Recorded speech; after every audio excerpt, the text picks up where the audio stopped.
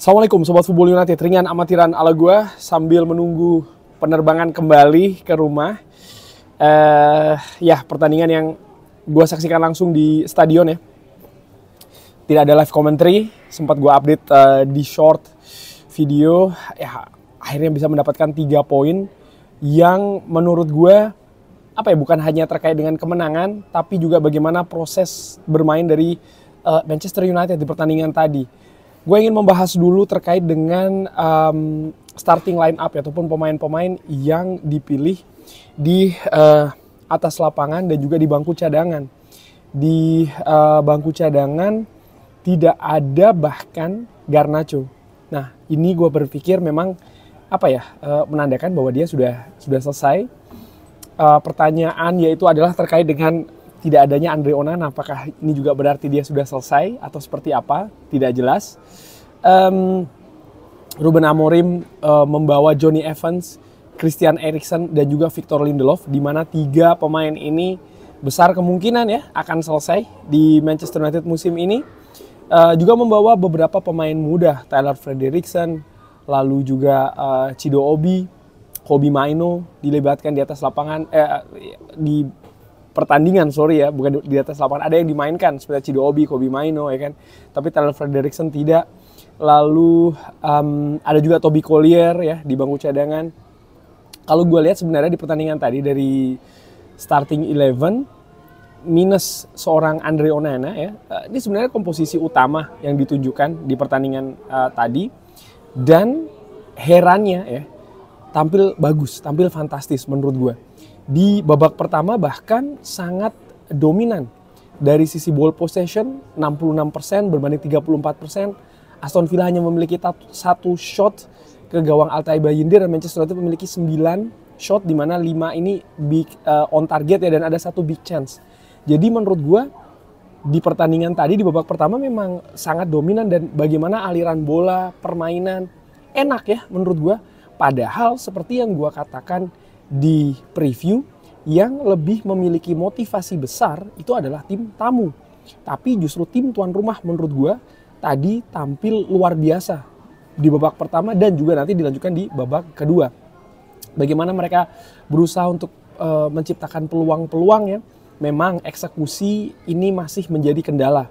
Dan seperti kita sering bahas juga, Sobat Football nanti juga sering komentar, karena memang inilah ya menurut gue tantangan terbesar, ketajaman lini depan. Dan di babak pertama tadi menurut gue setidaknya harusnya 1 gol sudah bisa diciptakan oleh tuan rumah.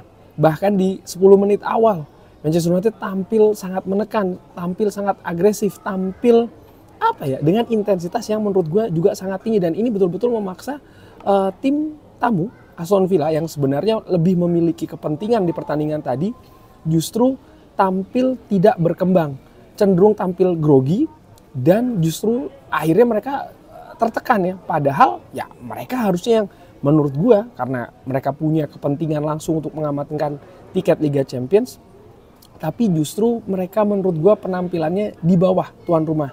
Kalau melihat skuad yang diturunkan oleh Unai Emery, ya ini juga skuad terkuatnya. Memang mereka memiliki motivasi yang besar ya menurut gue untuk bisa mengambil poin, bahkan poin penuh. Gue tadi juga melihat bagaimana fans dari tim tamu yang datang dengan jumlah cukup banyak sebelum pertandingan yang gue saksikan ya di sekitar stadion, bahkan di kota juga melihat mereka nih nampak optimis bisa mengamankan tiket Liga Champions. Tapi justru akhirnya ya mereka tampil, mungkin juga ada beban dan juga tekanan ya di pertandingan tadi. Di babak pertama ada kartu merah untuk Emiliano Martinez, dan ini yang menjadi momentum yang menurut gue akhirnya ya membawa Manchester United bisa unggul juga di babak kedua. Memang di babak pertama mereka lebih dominan, tapi dengan tampilnya tim tamu dengan 10 pemain ini juga secara teknis menurut gue memberikan dalam tanda kutip kemudahan. Mereka pun sebenarnya kalau gue lihat ya dengan artinya ditarik Asensio, dimasukkan kiper, mereka tampil dengan 10 pemain, terutama di babak kedua. Mereka sempat tertekan, tapi mereka menurut gue, artinya tim tamu ya, tampil cukup oke lini pertahanannya. Justru lini penyerangan Manchester United menurut gue sering terburu-buru, masih sering salah keputusan di sepertiga akhir. ada beberapa pergantian di babak kedua yang dilakukan, dan menurut gua pergantian yang dilakukan itu bukan hanya sekedar taktikal ya, tapi juga memberikan kesempatan terutama untuk pemain-pemain yang yang akan meninggalkan Manchester United seperti Christian Eriksen dan juga Johnny Evans, yang sebelumnya juga Lindelof ya diberi kesempatan dari awal. Nah, di babak kedua akhirnya Manchester United dengan usaha yang terus-terusan dilakukan mampu menjebol gawang dari Aston Villa di menit ke-76 melalui Ahmad, dan menit ke-87 oleh penalti Christian Eriksen. Ya, skor memang 2-0. Manchester United tapi menurut gue tampil jauh lebih baik ya jika dibandingkan dengan apa yang mereka tunjukkan di final. Ada kegairahan di sana, ada intensitas, ada keinginan untuk menang, ada kreativitas juga. Yes, masih belum sempurna, masih banyak kekurangan, tapi kalau melihat pertandingan tadi yang terakhir ini ya, kalau itu yang dilihat, ya ada secerca harapan sih untuk musim depan. Bagaimana konsep permainan. Gue tadi kebetulan tidak jauh dari bench pemain. Gue melihat Ruben Amorim sangat aktif memberikan instruksi, terutama ya kepada banyak pemain, tapi terutama kalau gue lihat kepada Ahmad. Karena Ahmad bermain menurut gue ya terkait dengan positioning itu sering dikomentari oleh Ruben di atas lapangan. Tapi kalau gue lihat ya Ahmad diberi kesempatan bermain 90 menit, bahkan dia mencetak gol. Ya bukti bahwa Ruben Amorim percaya dengan Ahmad walaupun ya terus diberikan instruksi. Gue juga melihat dia sempat bermain dengan posisi yang berbeda.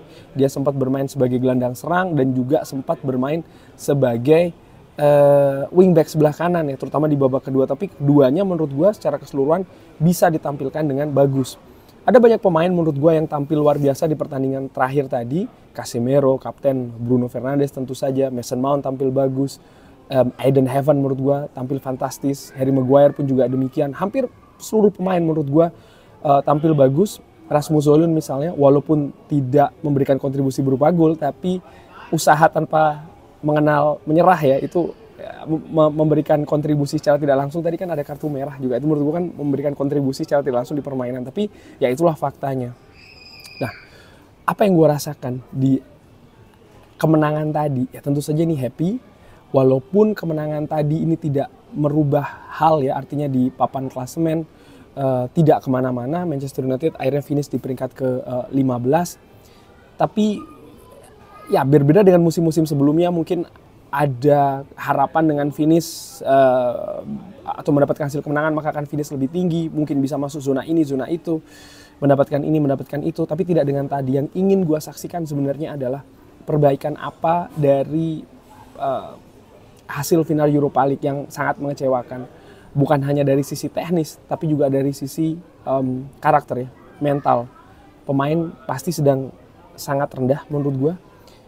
Gue sempat khawatir tadi, mungkin apakah mereka tampil ogah-ogahan, apalagi dengan masa depan yang tidak pasti misalnya ya, atau seperti apa, tapi itu tidak terjadi. Para pemain menunjukkan motivasi yang tinggi, mereka terus mencoba, memang masih ada kekurangan ya, dari sisi teknis menurut gue, tapi secara keseluruhan, menurut gue secara ringan amatiran, pertandingan tadi memuaskan sih. Baik dari sisi permainan maupun dari sisi hasil. Kurang lebih seperti itu menurut Sobat Football United. Bagaimana pertandingan tadi? Seperti biasa silahkan drop di kolom komen. Terima kasih sudah menyaksikan. Jangan lupa like, share, dan juga subscribe. Wassalamualaikum warahmatullahi wabarakatuh. Thank you.